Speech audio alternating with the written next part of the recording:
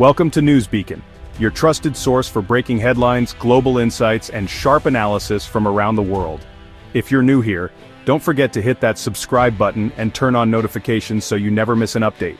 Tonight, we're witnessing a seismic shift in North American trade, a moment that will be remembered for years to come.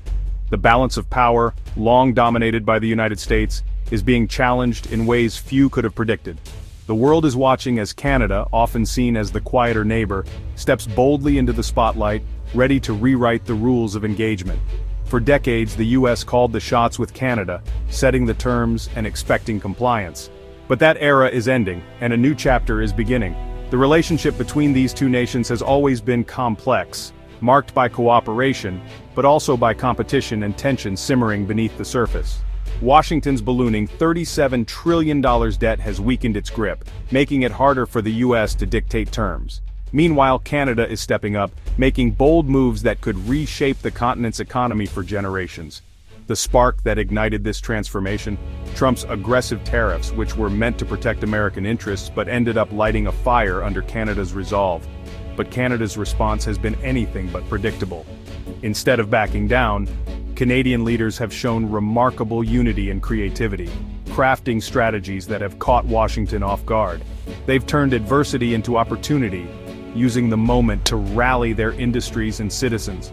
Ottawa is fighting back, exposing U.S. vulnerabilities and signaling it won't play second fiddle anymore. The Canadian government has launched targeted countermeasures, supporting key sectors and investing in innovation, while also reaching out to new global partners. The message is clear. Canada is ready to lead, not just follow. This isn't just about trade deals, it's about jobs, industries, and the future of both nations. From auto workers on the assembly line to tech innovators in bustling cities, the impact is being felt everywhere. Families on both sides of the border are watching anxiously, wondering how these changes will affect their livelihoods and communities. We'll break down how tariffs on Canadian cars triggered factory closures, price hikes, and a wave of Canadian innovation. As American factories shuttered and workers faced layoffs, Canadian companies seized the moment, investing in advanced manufacturing, clean energy, and new technologies that are setting the stage for a more resilient economy. Canada's message is clear. The old rules are gone. The country is charting its own course, determined to protect its interests and shape its own destiny. This newfound confidence is resonating across the nation, inspiring a sense of unity and purpose. A new North American order is emerging, one where influence is shared and the future is uncertain. Trade routes are shifting, alliances are being tested, and the stakes have never been higher. Let's dive into how this drama unfolded and what it means for everyone on both sides of the border. The story of Canada's rise and America's reckoning is just beginning, and its outcome will shape the destiny of millions. In early 2025, Trump reignited trade tensions by slapping a 25% tariff on Canadian and Mexican imports. The real shock came in May, when he targeted Canada's auto sector, declaring Canadian-assembled vehicles a threat and demanding automakers use more U.S.-made parts. The goal forced production back to the U.S. and dismantled decades of cross-border supply chains. For years, Ontario and Michigan factories worked in sync. Trump's tariffs aimed to break that system, no matter the fallout. Critics warned this would disrupt both economies, raise prices, and provoke Canadian retaliation. The first shot was fired, setting the stage for a trade war with no easy exit. The auto industry's future was suddenly up for grabs. The tariffs hit Ontario's auto industry like a wrecking ball. Automakers faced soaring costs, and thousands of workers were laid off almost overnight. Cities built around car factories, Brampton, Oakville, Ingersoll, were plunged into crisis. General Motors scrapped plans for electric vehicle expansion, and once busy plants went dark. The pain rippled through suppliers on both sides of the border. By June, Canadian auto exports had plunged, with finished vehicle exports down nearly 9%. The numbers told a grim story: jobs lost, communities shaken, and a century-old partnership in jeopardy. For many families, the trade war meant canceled shifts and an uncertain future. The fallout was real, and just the beginning. Canada didn't back down. When faced with mounting pressure from its southern neighbor, Canadian officials knew they had to respond decisively. The stakes were high, and the world was watching to see how Canada would react to the escalating trade dispute. Instead, it struck back with precision, carefully targeting industries that would send a clear message to Washington. This wasn't just about economics, it was about national pride and defending Canadian interests on the global stage. On February 2nd, Ottawa slapped 25% tariffs on iconic U.S. products, making it clear that Canada was willing to fight fire with fire. The government's announcement was met with both applause and concern, as the implications rippled through both countries. Bourbon, beer, and wine, staples of American culture, were suddenly much more expensive in Canada, hitting politically sensitive industries and putting pressure on U.S. lawmakers to reconsider their approach. The whiskey war was on. What started as a trade dispute quickly became a symbol of the broader tensions between the two nations. American liquor vanished from Ontario shelves, leaving Canadian consumers searching for alternatives and local businesses scrambling to adjust. The sudden disappearance sent shockwaves through U.S. distilleries, many of which relied heavily on the Canadian market for their exports. Kentucky bourbon makers in particular faced massive losses as their products became uncompetitive overnight. The impact was immediate, production lines slowed, and workers worried about their jobs. The message was unmistakable. Canada could hit where it hurt most, and it was prepared to do so if provoked. Though the tariffs were briefly paused after emergency talks between the two governments, the damage had already been done. Trust was shaken, and both sides knew the conflict could reignite at any moment. The warning was clear. Canada had leverage and wasn't afraid to use it. The world took notice, and other countries watched closely, wondering if they might be next. The trade fight was now personal, with emotions running high on both sides of the border. Politicians, business owners, and everyday citizens all felt the impact. Both sides braced for escalation, as the threat of further tariffs and retaliatory measures loomed large over North American trade. Canada had moved beyond diplomacy, showing the world that it could stand its ground and defend its interests with strength and resolve. By playing hardball, Canada demonstrated it was a force to be reckoned with in international trade disputes. The battle lines were drawn, and the next move would determine the future of trade relations between these two powerful neighbors. As private automakers began shutting down their Canadian operations and moving production elsewhere, the country faced a crossroads. Communities that had relied on auto manufacturing for generations were suddenly left with empty factories and uncertain futures.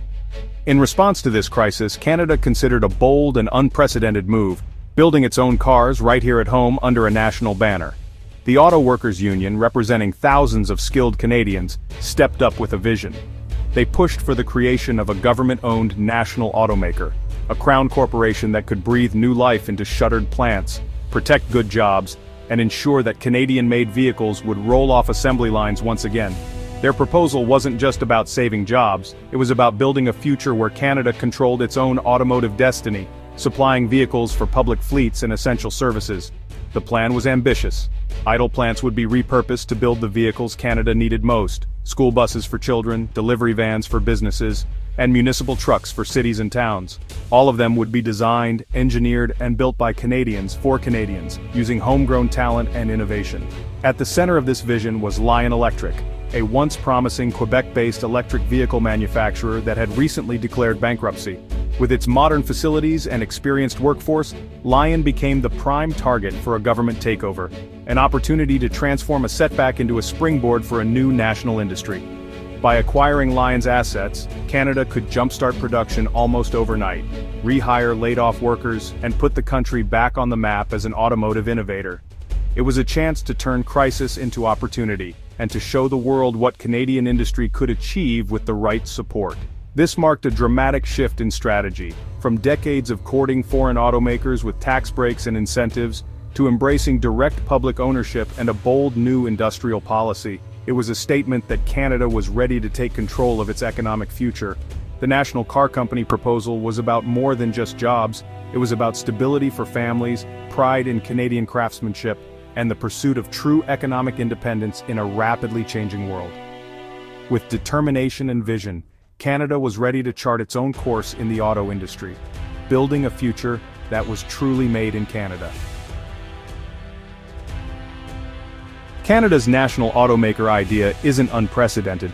Mexico's Alinea EV project and Turkey's Tog brand show how governments can build competitive car industries from scratch.